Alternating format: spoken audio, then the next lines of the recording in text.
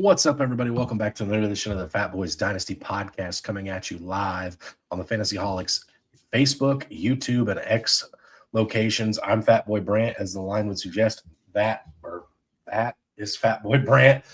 Pointed the wrong way that time, Brant. Good thing directions aren't important in fantasy football. So today we've got. But they are with what we're going to talk about. Not in fantasy football. Today we're going to talk about, as you were getting ready to allude to, we're going to talk about the running back carousel. Free agency is just around the corner. Players can officially sign. The league year officially turns over on March 11th at 4 p.m. Legal tampering period begins March 9th, so we'll start getting some ideas of what we're going to see out there. And we haven't seen in years past where somebody is agreed to terms in a tampering period, and then as the 11th rolls around, or the actual free agency date rolls around, when they can put pen to paper, sometimes that changes. But we are going to talk about that. Before we do, I feel like there is some bigger news that we do have to kind of, or not bigger news, but big news that we kind of at least need to touch on. The Los Angeles Rams traded for and acquired Trent McDuffie from the Kansas City Chiefs today for a 1st, 5th, and 6th round draft pick. And then as well as that, Stefon Diggs was released by the New England Patriots. Obviously, there were some legal issues, but still feels like a pretty prolific wide receiver. Your thoughts on those two pieces of news from today? Yeah, I think Diggs will still command quite a bit of attention during this offseason, during the free agency period. And the Rams went out in the last 9 out of 10 years that they've had with their 1st round draft pick. They have traded their 1st round draft pick in the last 9 out of 10 years, with their last one being a verse. So they went out, and I do think that was one of their weaknesses, was that secondary. They gave up a lot of yards in that secondary, and they went out and they acquired a phenomenal corner. Maybe they felt like their pick was just too late to go after a guy that could make an impact like McDuffie. So I know whenever you called me earlier today, let me know about this. I had a real cruddy phone I was using, one of those things that still have the cord on it, and you got to put it the right way just to hear. So we had some names mixed up and numbers. Like, it didn't hit until after I got off work and actually saw the name and the picks. I was like, oh, okay, now this all makes sense. And I think this is a phenomenal trade for the Rams. It makes me puke a little bit that I have to say that, but they did make the right move, and they're making the moves in order to make that push to play the Super Bowl in their own home stadium. Yeah, that 100% in my mind was the Rams saying, hey, our window's right now, but in order to get to our window, we have to take the Seahawks out of it. You go get a guy like Trent McDuffie to keep him across from a guy like Jackson Smith and Jigba, who torched the Rams when they played this year. I know that's not something you're necessarily wanting to hear, but I do think that would be the rationale and the reason behind that. Obviously, Stafford's got a few years left in play. Probably only one super dominant year. You got Puka. You still got a great core there. Running game is going to be decent again next year. This was hey, let's go out and go get it move. Yeah, absolutely. And as we alluded to just right there on the running game, on how important the running backs are in fantasy and in real football. You saw the Rams do it this year using Blake Corum more. You saw Seattle do it with Charbonnet and allowing those fresh legs throughout the playoffs. You see you guys, Atlanta, doing it with Algier and Bijan. So that, like you said, the running backs and the running game is a big part of your fantasy football and real football as your teams make the push. Absolutely. So let's get into this. Let's start talking about these fantasy or these free agent guys and kind of what would make us happy from a fantasy perspective with these players, and just kind of see where we possibly could see these guys going, and maybe we can get some projections and predictions to hit. Brant, what do you say? Yeah, absolutely. Absolutely. All right, let's start off with Travis Etienne. What are your thoughts on Travis? Travis is a dynamic back. He's able to he's not going to be a 250 touch guy. He's going to be a great piece for a dual back offense. I think he found his fit this year. He's not going to be explosive. He may get you 3-4 yards a carry. Originally, I would have said this screams Dallas all over it prior to them re-signing Javonte Williams. I was like, this screams Dallas. They want to air the ball out. This is a guy that can catch the ball and make people miss and everything else. And I mean, he screams, you got to get him into a team that needs a receiving back. there. Houston would have made sense prior to the moves that they've made. I don't know. Travis Etienne is going to be a guy it's going to be real interesting to see. Yeah, I think honestly for me, my favorite thing obviously is still going to be him going back with his college quarterback and Trevor Lawrence. Honestly, he's had some really, really good fantasy moments in his time in Jacksonville. Yeah, I mean, again, I feel like for all of these top names, the number one landing spot for me, if I could draw it up, is going to be Kansas City. I mean, as you start getting into some of these lower tier guys that we'll talk about a little bit later on, that may differ for me. But for the purposes of where we're at right now, it definitely does feel like Kansas City is going to be the spot I want to see him go. Obviously, the draft's going to play a part. There's some prolific running backs in this draft as well. So we'll see how it goes. But Etienne's a guy I feel like marries really nicely with Patrick Mahomes and a quarterback that can pass the ball really well out of the backfield. Yeah, absolutely. Absolutely. All right, where do you want to go next? Let's go with the guy that was recently cut. Let's go with the guy that we didn't have I didn't have on my list originally as I made this list a little sooner. Let's go with Aaron Jones, a guy that a lot of people were up and down on this year anyways. When he did play, he had pretty decent games fantasy-wise. He's a guy that I think still has a little gas left in the tank. Do I think he's going to be that RB1 that we've seen before? No. But I do think that he could still put up RB2 numbers and help you out in the flex if you're still holding on to an Aaron Jones in Dynasty League and you haven't moved on. This is a guy that, honestly, I'm going to say it. Honestly, he seems to almost fit going into Seattle this year. You got to find a veteran to kind of take over that presence with Charbonnet still banged up, McIntosh coming off, and lowly drafted George Houdani, I think is how they say it, as the starting running back right now with Kenneth Walker moving on. I think Aaron Jones kind of makes sense for Seattle, a guy that gives you that veteran presence and will put up numbers while he's asked to. But then, later in the year as he starts to wear down, he gets a little bit of help. Yeah, that's definitely an interesting spot for me. I almost wonder if maybe Aaron Jones doesn't complete we'll say the NFC North trifecta and ends up taking that David Montgomery role in Detroit. That feels like a spot for him where he's not asked to be the do-it-all guy, but he has a very similar skill set to the star running back in town there in Jahmyr Gibbs. Obviously a big drop off when it comes to speed and things at the age difference there. But the Lions offensive game plan wouldn't have to change much when you're giving Jahmyr Gibbs a rest. But I think the Lions could be a really nice fit for Aaron Jones. And I think that would salvage a little bit of fantasy, hope for him. Because again, I don't think you're ever going to see him as a bell cow again, obviously. I don't think you'll ever see him as a feature running back again either. But you get him into a system where there's, that 7 or 8 touches could be for really impactful plays, then hey, there's some fantasy value there. So for fantasy perspectives, Aaron Jones to Detroit, I think, is a really nice marriage. Okay. All right, let's go to one of my favorite running backs in this free agency class. Let's go Rico Dowdle, Brent. What are your thoughts on Rico? The Titans is what makes sense to me. Pair him up with a rookie quarterback. You saw a guy that when he did get time, he was able to put up some numbers, but when they kind of wanted to lean on him, as Chuba went down and then they leaned on him and he had that great run. I think that he's a guy that can't hold the whole workload, but can still, when he is in there, he's going to be very valuable. And I think he helps out the Tennessee offense very well. I think Titans make sense for him. He's a decent pass catcher out of the backfield that you can turn, and he's a bruiser when he needs to be.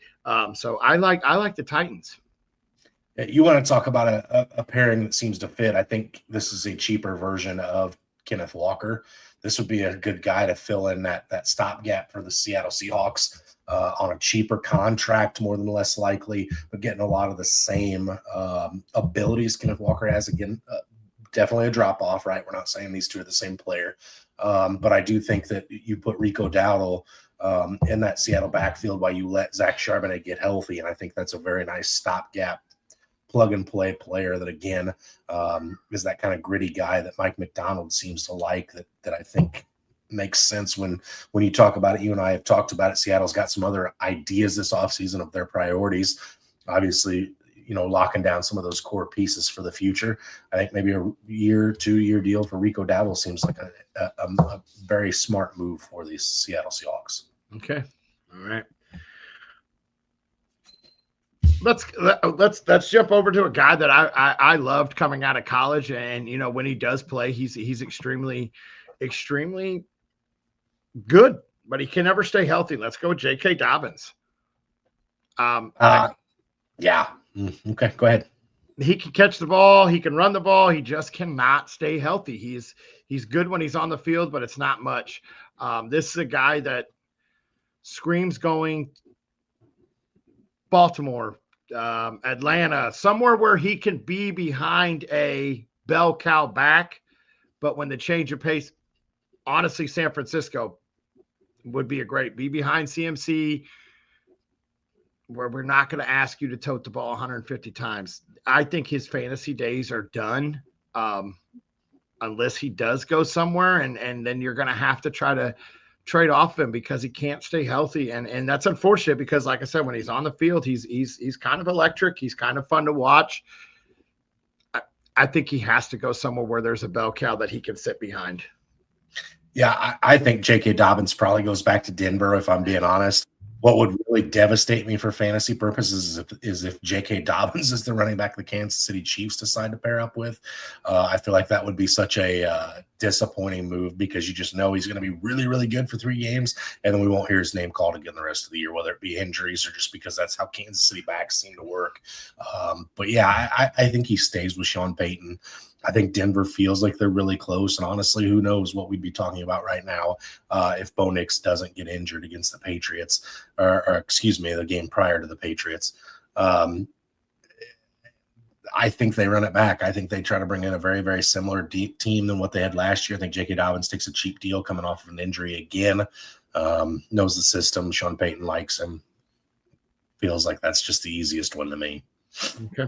All right. All right, let's talk about a guy that had a lot of hype for a very short time. Let's talk about Rachaad White of the Tampa Bay Buccaneers, formerly of the Tampa Bay Buccaneers. This is a guy that out of college, a lot of people were very hyped on, had a very, very tremendous amount of volume early in his career, and then got supplanted as the number 1 with Bucky Irving. Still showed glimpses of that former running back when he got his time, but it was definitely – down the stretch, it got to be a 3-headed running back room with Sean Tucker getting touches as well, also a free agent, I believe. So where do you need to see Rachaad White to go that there's some fantasy for you? Honestly, I don't know, but this is going to be a guy that I see we're shocked when he signs with the team. We're going to be shocked, and we're going to be like, oh, that's not where I wanted to see a running back sign, but it makes sense, and you kind of start to think about it, and then you're like, okay. And then you start hearing rumors and rumblings. And I just think that this is going to be a guy that's going to shock people with where he signs. And he's going to sign behind somebody in my mind. And then he's going to come out and he's going to be fantasy relevant in the RB2 range when he does see it. And I think it's going to hurt somebody's value. Who? I don't know. But I do think that where he signs is going to shock somebody because this is a guy that's not going to be a huge difference maker. Regardless of where he signs, I don't think you can move him into an RB1 type of talk, but you're talking, RB3, low end or mid RB2 to high end RB3 range. And I think that's kind of where he is at. Yeah, this feels like a Dallas Cowboys, Jerry Jones type of signing if I've ever seen one. And honestly, I think that would be the type of landing spot that you could get people really hyped on this guy again. Could be a really great chance to sell high on him if you're, rostering him. Yeah, it's just you know what? I'm a little upset at myself, Brant. And this is why we need to have somebody better than me in charge of this. I meant to put this graphic on the screen as we started talking into this. That was painstakingly made for you and I. Yeah, I feel like Rachaad White goes to a spot like Dallas, and immediately people are like, "Ooh, that's really appealing," right? Obviously, we know Javonte Williams looked really good there last year. So that would hurt a lot of people with the Javonte Williams things, but it feels like Rachaad White could go there and be part of a two-headed monster. Absolutely.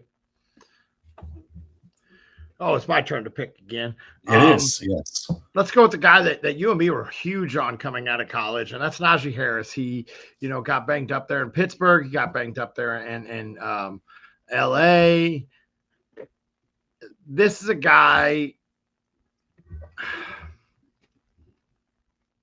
man, we all know how good he can be.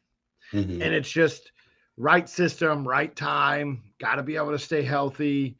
We know he can tote the ball, but then again, you're like, can he still do that?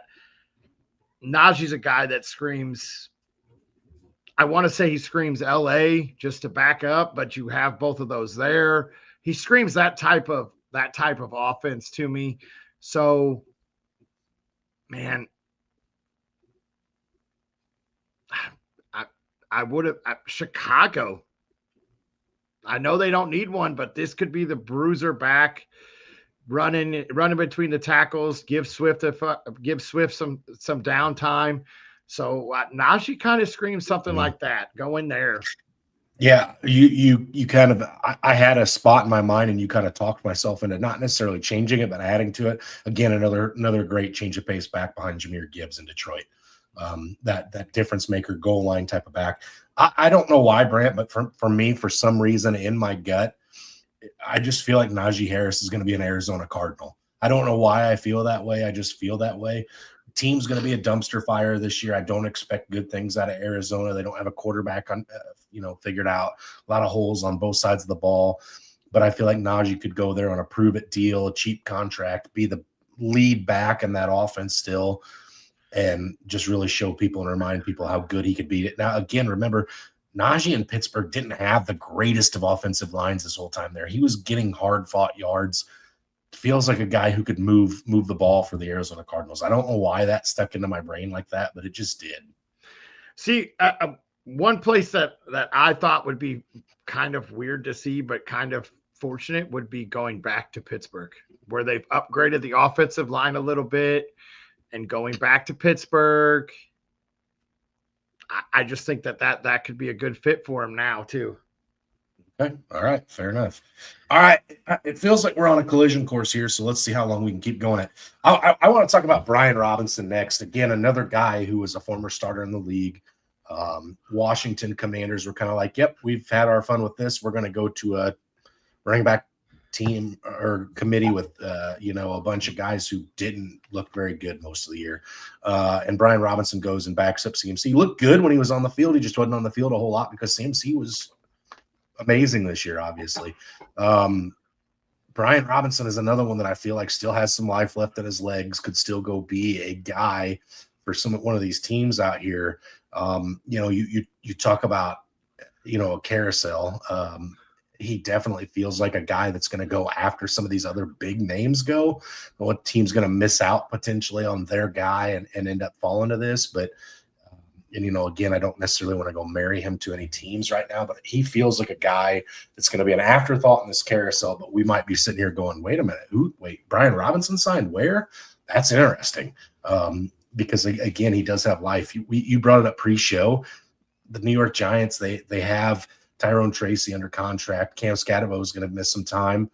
Maybe Brian Robinson's the guy in New York. Obviously, I don't want to see Brian Robinson on the MetLife turf after being shot and everything else. But it could be a spot that you could see him go to where he can just go ball out for a few weeks until Scatterbo gets healthy. This is a guy that when you said his name pre-show, Arizona was the first name that popped in my mind. He gets out there, he runs hard. He's gonna, help out with any young quarterback he gets. Arizona is what screams to me for him. He's a guy that's not going to command a whole lot of money, and like you said, Arizona's a dumpster fire. So maybe they do try to save a little bit of money and hit that afterthought of Brian Robinson, and he turned some heads there. I mean, you saw James Conner, where everybody thought, oh, he went to Arizona. Mm-hmm. And look what he did. And then this Brian Robinson is a guy that I think is going to do that, go to a team in the afterthought where they don't want to spend a whole lot of money because they know they're not competing this year. and he's going to be the guy they add because he's still young enough. I don't think he's that old. I didn't look up his age prior to this, but I think he's got to still be mid 20s. I know running back age, that sounds outrageous, but still a young enough running back that you could put him on a 3-year deal as you try to rebuild that team. Mm-hmm. Okay. I guess we'll go to a running back that's not so young. And he didn't look the greatest when he was on the field with the Houston Texans last year.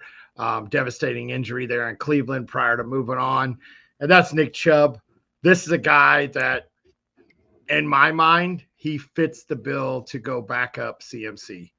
We're not going to ask a lot for him, but he's going to be a guy just like Brian Robinson. When he's on the field, he's going to get you 5-6 yards a carry. Then we're going to pull him off for about 20 plays. Then we're going to put him back on. He's going to punch in a touchdown from like 15 yards out. Then we're going to pull him out. He's going to be a guy that when he touches the ball, it's going to be explosive. It's going to move the chains. It's not going to be anything sexy. He's going to get behind one of the big linemen. He's going to push the ball up the field. And San Francisco is the place for him to do that. He's going to be a Buffalo Bill. I feel like he's going to ring chase. He's going to sign in Buffalo, cold weather. He could still be really effective, goal line situations. Imagine a backfield with Nick Chubb and Josh Allen, who's getting that ball. Probably Josh Allen, but may make defenses think for a split second, right? I think that's the spot you see him go. They've got a predominant running back in place already. There'd be absolutely very little asked sorry, my niece is trying to join me here. There'd be very little asked of Nick Chubb in that offense. Maybe come in and score a few touchdowns and just have some fun and the energy that is Buffalo. I like that. I do like that fit. All right, let's talk about one that I think had last year not have taken place. This guy would have been a complete afterthought this year. But let's talk about Kenneth Gainwell, a guy that goes in and just, what did he have, like 75 receptions from the running back position in Pittsburgh. Just kind of came out of nowhere and completely took the fantasy world by storm. Probably week 2, he was probably one of the most added players in fantasy. And then he was startable down the stretch. Brand, I do believe you had a little playoff run with a team you didn't expect to have a playoff run. I did. And I believe he was your RB1 in that league, if I'm not mistaken. So almost all year, yes. Yep. So let's talk about Kenneth Gainwell. Baltimore Ravens. You need a receiving back. You alluded to it. Mitchell's gone. He's restricted free agent. You need a good receiving back. Kenneth Gainwell fits that bill to sit behind Derrick Henry. You have Derrick Henry for a year or two before the wheels have to fall off of that man at some point. You would think.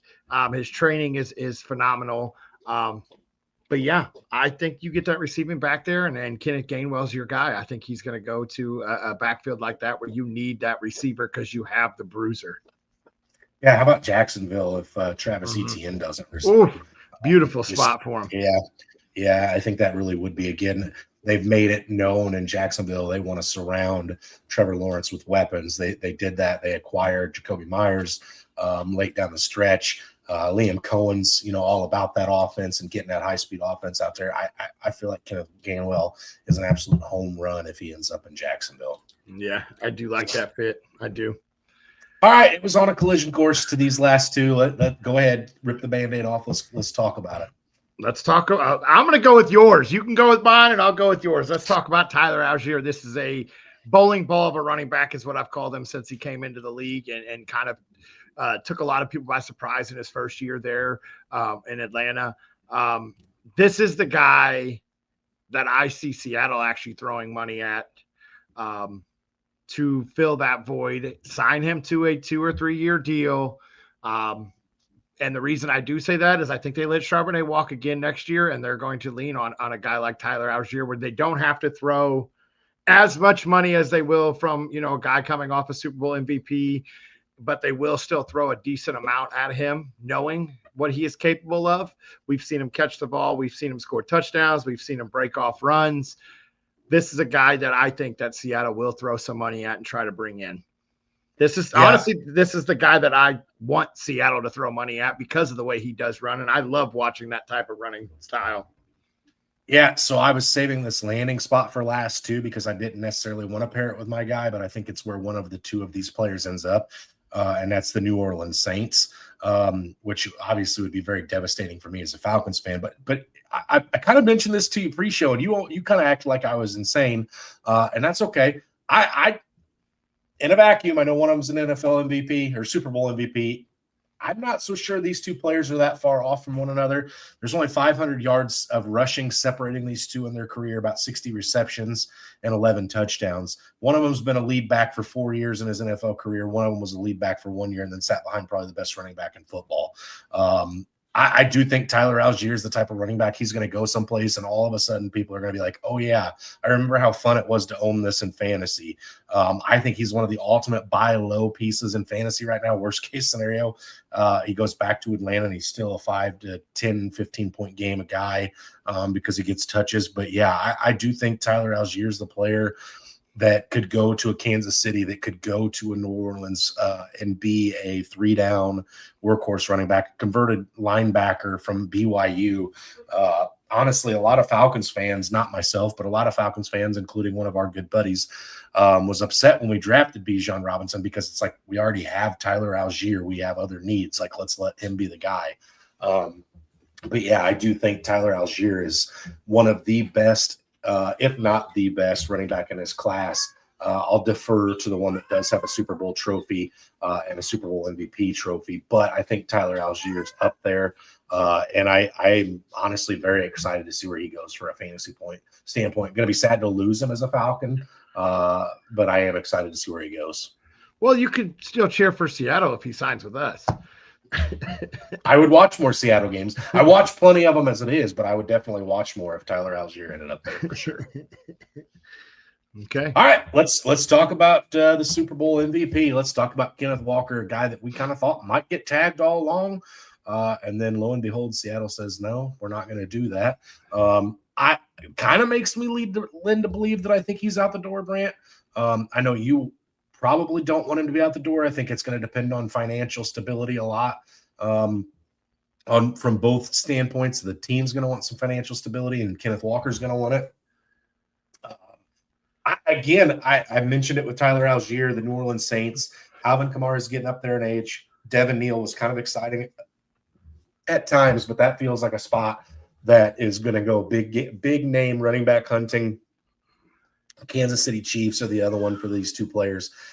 I think Kenneth Walker is going to go someplace that he's going to be a player that you're going to have in your lineup in fantasy every single year. Honestly, worst case scenario in my mind is that he stays in Seattle because then he does share it with Charbonnet when he comes back.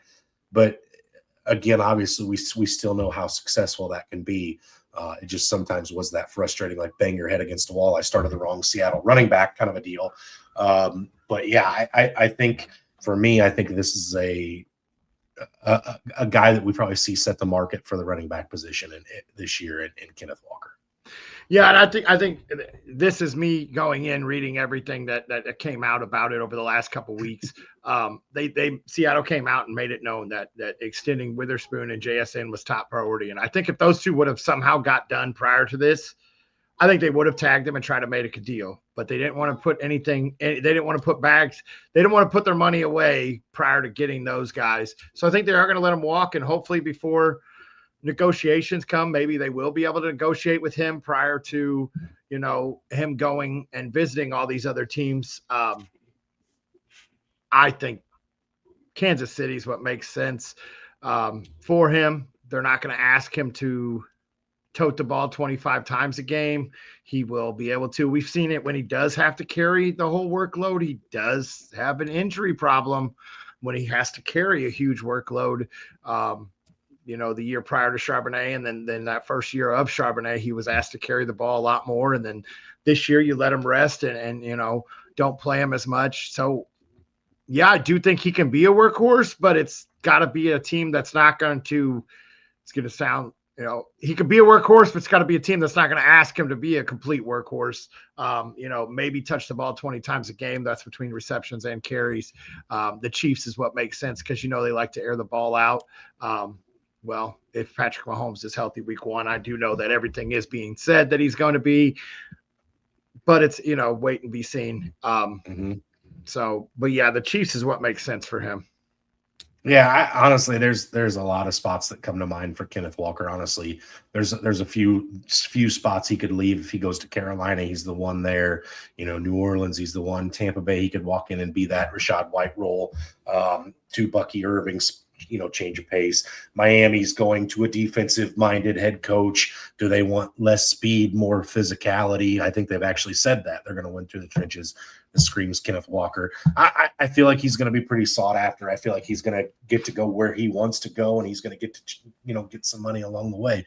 Doesn't have to worry about going out looking for a ring because he's walking into free agency with one of those. So definitely be interesting to see. I don't know in recent memory if we've ever had a Super Bowl MVP not be on that same roster the next year, but that is definitely a reality we may see this year, and only time will tell, honestly. But how exciting is it, Brant, that a week from today we'll be here doing a live reaction show to the free agency moves? We'll be 3 or so hours into it, have a couple early of the actual signing window. We'll have a couple of days of legal tampering behind us to talk about. We may know where Kenneth Walker is this time next week. Yeah, it's pretty awesome. It's the off season's kind of going by at a decent little speed here. It's not kind of dragging along like it has in the past. Like you said, the legal tampering is just around the corner. There's wide receivers out there. There's linemen that we're going to actually have to talk about too, as they bolster some lines. I know in fantasy people don't talk about it, but there are some names out there that can bolster some lines. You and I both know the bigger the belly, the better the player. That's right. Gotta be. Yep. Gotta be. Yep. Makes sense. So next week's going to be a really interesting show. And like you said, who knows? Maybe we'll get some breaking news while we're on that show next week. Maybe some guy will swing his vote from the tampering period and sign somewhere else. We have seen that in the years past. Mm-hmm. Well, I think that wraps it up for us running back carousel. So tune in next week as we talk about these free agents and everything moving forward. And as always, stay hungry, stay fat.